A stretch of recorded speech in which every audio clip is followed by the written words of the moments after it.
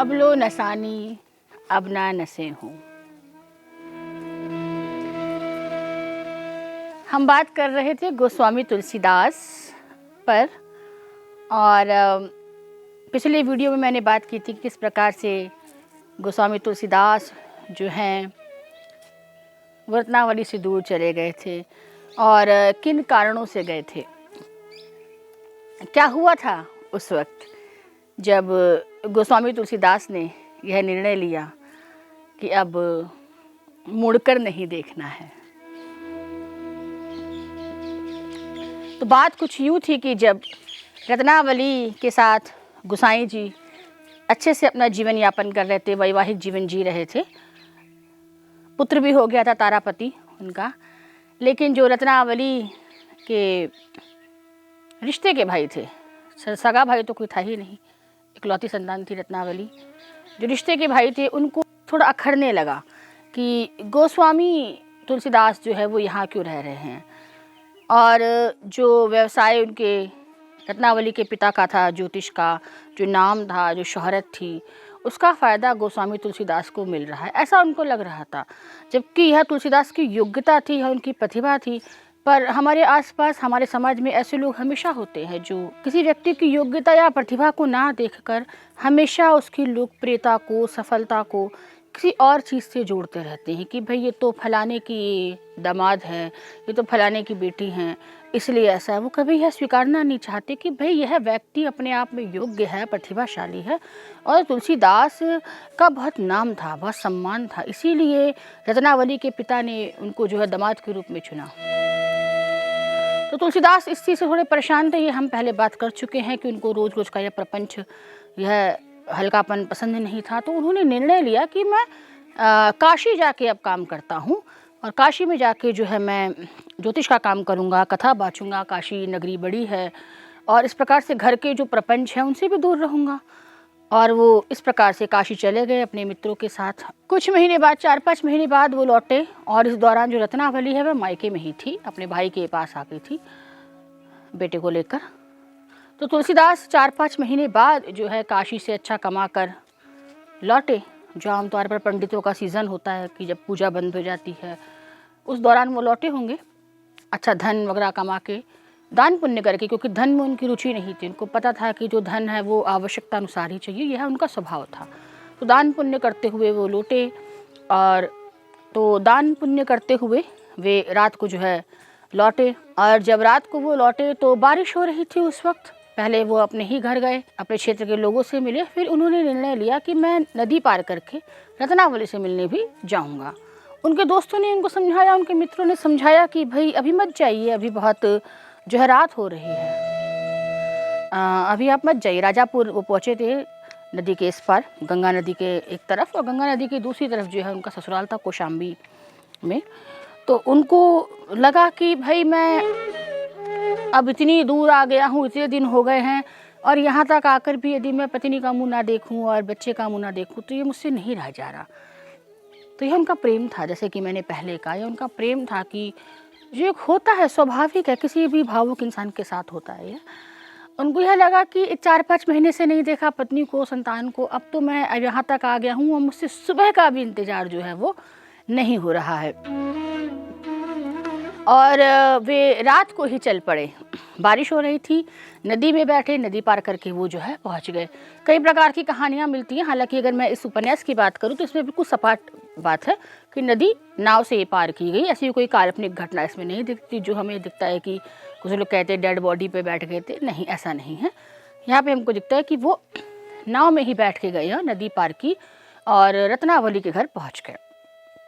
और वह जो दृश्य है, तुलसीदास के साथ वहाँ पे जो व्यवहार किया गया, वह बड़ा ही एक मार्मिक सा दृश्य है।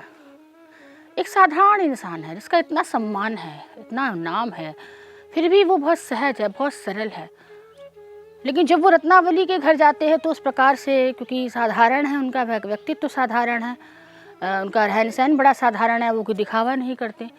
रत्नावली एक प्रतिष्ठित घर की लड़की है, तो वो एक प्रकार से जो रत्नावली के भाई हैं, भाभी हैं, वो थोड़े हल्के किस्म के मजाक उनसे करते, उपहास उड़ाते कि दामाद तो इसीलिए आते हैं, खाली हाथ चले आते हैं, इस प्रकार की हल्की बातें उनसे जो है करते हैं। और भी हल्की बातें करते हैं कि इनको, क्योंकि वो पूरे भीगे हुए थे, तुलसीदास कपड़े उनके पूरे भीगे हुए थे, तो उनका मजाक बनाती है कि इनको क्या ठंड लग रही होगी, ये तो जिस गर्मी के लिए आए हैं वो इनके सामने खड़ी है। तो तुलसीदास जैसा व्यक्तित्व, जो एक इतना नामी पंडित है, ज्योतिष है, जिसका इतना सम्मान है, जिसके सामने बात करने से पहले लोग सोचते हैं, और इसलिए नहीं कि वो कोई ऐसा अहंकार दिखाते हैं, कोई क्रोध दिखाते हैं, बल्कि इसलिए कि वो सरल है, सहज है। वो इस बात को, इन बातों को अनदेखा करते हैं कि ठीक है, अब इनका अधिकार है इस प्रकार की बातें करना, साले हैं, सलहज हैं, तो ठीक है। और इस प्रकार से रात को जब वो पत्नी के पास जब जाते हैं तो रत्नावली भी बड़ी खुश नहीं दिखाई देती कि आए हैं। उसको कहीं ना कहीं एक प्रकार की खुंदस सी दिखती है कि रात को क्यों आ गई। उसको थोड़ा अच्छा नहीं लगता कि सुबह तक इंतजार नहीं कर सकते थे, कि ये भी रात को क्यों आ गए। और बातों ही बातों में वो उनको जो है लगातार एक तरह से ताना मार रही है। तुलसीदास को पता है कि रत्नावली का स्वभाव है, वो रूखा बोलती है, उसका स्वभाव है कि वो थोड़ा कड़वा बोलती है, चुभती हुई बात बोलती है। तो वो शुरू में बातों को बड़े हल्के में ले रहे हैं, मजाक कर रहे हैं। और बातों ही बातों में रत्नावली उनको जो है, उनकी इस प्रवृत्ति पर भी तंज कस देती है कि आप तो दान कर आ गए पैसा, पहले अपना घर तो जोड़ लो। तुलसीदास को यह बात थोड़ी खटकती है कि पत्नी है, उसे समझना चाहिए कि यह मेरा मूल स्वभाव है कि मैं धन के पीछे ज़्यादा नहीं भागता। तुलसीदास जो है वह रत्नावली से बड़े प्रेम से बात कर रहे हैं, अपनेपन से बात कर रहे हैं, लाड़ दुलार से बात कर रहे हैं कि मैं तो तुम्हारे प्रेम का भिखारी हूँ, तुम्हारे बिना नहीं रह सकता। इस पर जो रत्नावली है वो उनको एक तरह से तंज सा कसती है कि आप तो कामी पुरुष जैसी बातें कर रहे हैं, ऐसी बातें तो कामी पुरुष करते हैं, संत पुरुष नहीं करते। तुलसीदास को यह बात थोड़ी चुभती है तो रत्नावली उनको मनाने लगती है। तो तुलसीदास कहते हैं कि देखो रत्नावली, तुम यह बात जान लो कि अगर एक स्थिति ऐसी आए कि मुझे पुत्र और तुम में से भी किसी को चुनना पड़े, तो मुझे तुमसे ज़्यादा प्रेम है, पुत्र से अधिक मोह मुझे तुमसे है। तो यह उनका प्रेम था रत्नावली के प्रति।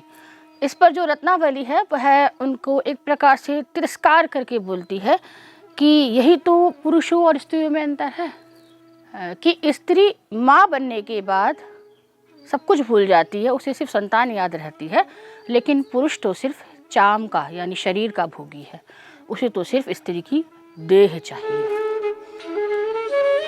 तो यह जो बात रत्नावली ने बोली, यह तुलसीदास जैसे व्यक्ति के लिए, और ख़ासकर वो जो परिस्थिति थी कि वो कई दिन बाद अपनी पत्नी और बच्चे के पास आए हैं, कई दिन बाद अपनी पत्नी और बच्चे से बात करना चाहते हैं, मिलना चाहते हैं, प्रेम से बात कर रहे हैं, मान मनोबल कर रहे हैं, और पत्नी जो है बोलते बोलते मर्यादा को जो है क्रॉस कर जाती है और कहती है कि आप तो चाम के लोभी हो। यह बात तुलसीदास को बहुत चुभती है और वो रात भर सो नहीं पाते। रत्नावली को समझ आ जाता है कि ये बात जो है इनको लग गई है, क्योंकि उसकी जुबान थी, उसको पता था कि मैं बोल देती हूँ। अब वो उनको मनाने का प्रयास करती है, लेकिन तुलसीदास यहाँ पे कहते हैं कि तुम तो मेरी गुरु हो, तुमने ये जो बात कही है ये तुमने सही कही है, मैं कहीं ना कहीं अपने राम को ही धोखा दे रहा हूँ और श्री राम को भूलकर मैं परिवार के पीछे भाग रहा हूँ, भक्ति से पैसे कमा रहा हूँ और उससे गृहस्थी चला रहा हूँ। उनकी बात बहुत भीतर तक लगती है कि कहीं ना कहीं मैं निष्काम भक्त नहीं बन पाया, मैं पूजा कर रहा हूँ, भक्ति कर रहा हूँ, पर उससे भी मैं आय कर रहा हूँ, आय कमा रहा हूँ और परिवार चला रहा हूँ। तो रत्नावली सही कह रही है कि मैं राम मार्गी नहीं हूँ। और यह बात सोचते सोचते वो रात को सो नहीं पाते। रत्नावली सो जाती है तारापति के साथ, जो उनका बेटा है, लेकिन तुलसीदास आधी रात को उठ के घर से निकल जाते हैं। वो बहुत बेचैन हैं, रात भर वो चलते रहे, उनकी आंखों से एक प्रकार से आंसू छलछलाते रहे और रत्नावली के शब्द उनके कानों में गूंजते रहे कि मैं कामी हूँ, मैं राम मार्गी नहीं हूँ, मैं काम मार्गी हूँ।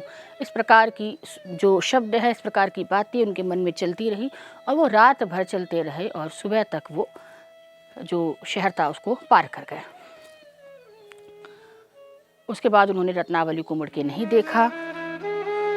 वो निर्णय लेते हैं, अब लो नसानी अब ना नसे हूँ, राम कृपा भव निशा सिरानी, जागे बुरी न डसे हूँ। अर्थात तुलसीदास ये निर्णय ले लेते हैं कि अब लो नसानी अब ना नसे हूँ, अब मैं इस सांसारिक माया के झांसे में नहीं आऊँगा। अब तक तो मैं बहुत उलझा रहा, पत्नी, पुत्र, साला, साली, रिश्ते, नाते, कमाना है, पैसा, उनको एक झटके में वहाँ ये महसूस होता है कि ये सब माया है, क्योंकि सब कुछ देकर, सब कुछ करके भी इन रिश्तों से उन्हें क्या मिल रहा है। इसलिए वो निर्णय लेते हैं कि अब मैं पुनः इस माया जाल में नहीं फंसूंगा, अब मैं अपने आप को पूरी तरह राम की भक्ति में समर्पित करूंगा, पूरी तरह मैं प्रभु श्री राम की भक्ति में अपने अध्ययन को, लेखन को समर्पित करूंगा।